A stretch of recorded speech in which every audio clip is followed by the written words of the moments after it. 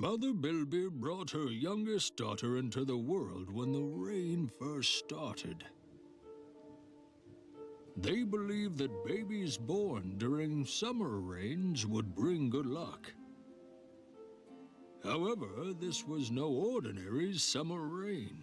Çok In yağmış. fact, it was only the beginning of the biggest hurricane these lands had ever seen. The rain pouring from the heavens caused a terrible flood, forcing animals in the woods to run. Only those who could not, or too stubborn to leave, remained.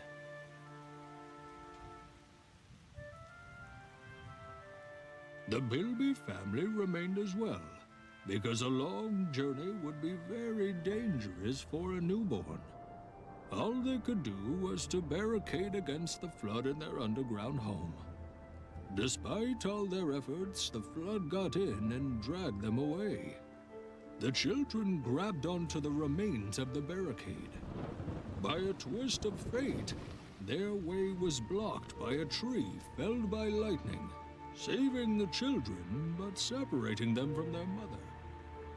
While the struggling mother felt a small amount of relief in the knowledge of her children's relative safety, she was dragged under the ground by the deadly flood. Digging the path of earth in front of her, she had only a single thing in her mind: her children. She did not care about the fall of the huge crystal, even though inwardly she knew how dangerous it was. She looked at the path upwards with hope and started climbing while raindrops fell on her face. Unfortunately, the crystal exploded.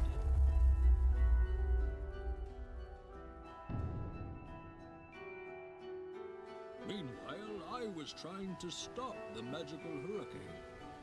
How could I know that a Bilby would destroy one of the crystals that contained my magic and cause an earthquake?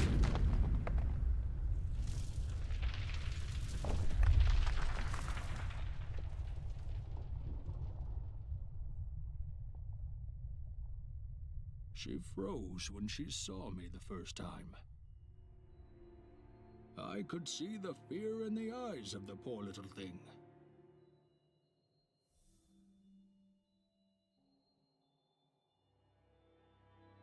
When I started talking, I watched with immense pleasure as the fear was replaced by surprise. When we told each other what we had been through, seeing how surprise gave way first to sorrow and then to regret, broke my dying heart.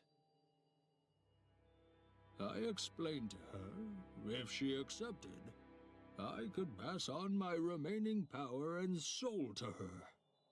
This way we could exist together, to save her children and stop the rain.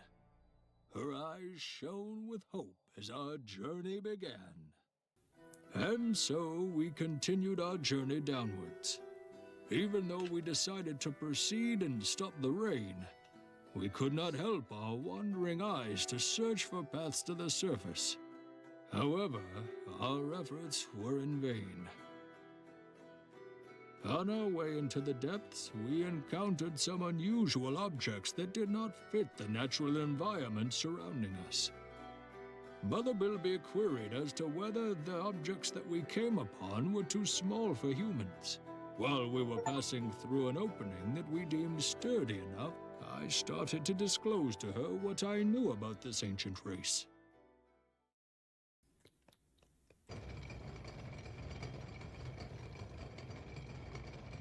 Where are we going?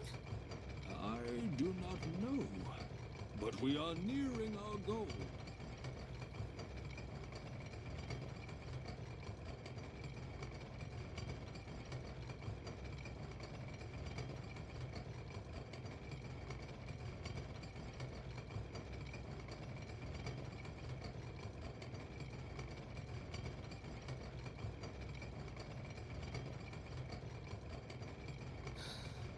Whoa! Exquisite craftsmanship indeed.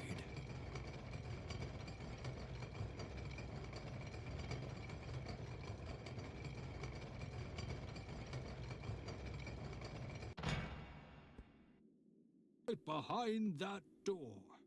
Apparently, the items that contain the magical power we seek hold more value to the small folk than the treasures around us. We could not see a mechanism that opened the door in front of us. While I was pondering on what to do next, she confidently walked towards the door. How could I have known a simple push would be sufficient to open the door?